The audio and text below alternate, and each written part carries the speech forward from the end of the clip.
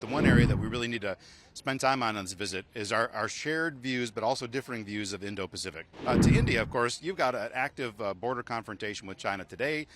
Bhutan is seeing a slow rollover of China, and as well as increased PLA Navy presence in the Indian Ocean region. It sounds like they got a lot of really big deals teed up. Even behind the scenes, both governments are talking about the significance in terms of concrete announcements they plan to make. Well, there's a lot of pomp and circumstance that goes into a state visit, which hasn't been accorded to an Indian leader in quite some time. But the pomp and circumstance is fun, but the substance, it sounds like they got a lot of really big deals teed up. Even behind the scenes, both governments are talking about the significance in terms of concrete announcements they plan to make, primarily in defense as well as in strategic commercial areas. So it's going to be a big deal. It's going to be highly visible. A lot of things that I think helps tie the relationship together, and also some concrete deals. All good. What are your expectations? Because you mentioned about defense and trade. We know that India is the third largest economy in the world, fifth largest economy in the world, and soon going to be third largest. How do you see that, and also the strategic partnership that India and US have?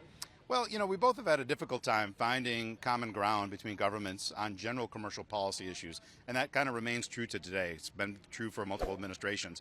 But on these areas of strategic commercial interest, when we talk about quantum computing, 5G, 6G, artificial intelligence, semiconductor production, things like this, we both share the concern if China is able to dominate manufacturing and flow of this goods in the future, it's going to be proven to be risky for both of our countries. So we need to find ways with partners like the United States and India to cooperate, which means putting money on the table, it means removing policy obstacles to doing more in those areas.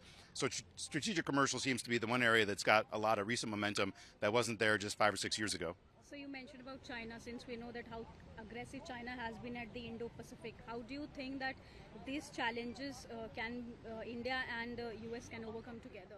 Well, I mentioned already on strategic commercial, but the one area that we really need to spend time on this visit is our shared views, but also differing views of Indo-Pacific. To most American security analysts, when you think about the threats China poses today, you think about the Taiwan Straits, the South China Sea, you think about the East China Sea, and even small islands in the middle of the Pacific that most Americans couldn't even name and point to. To India, of course, you've got an active border confrontation with China today. Bhutan is seeing a slow rollover of China, and as well as increased PLA Navy presence in the Indian Ocean region.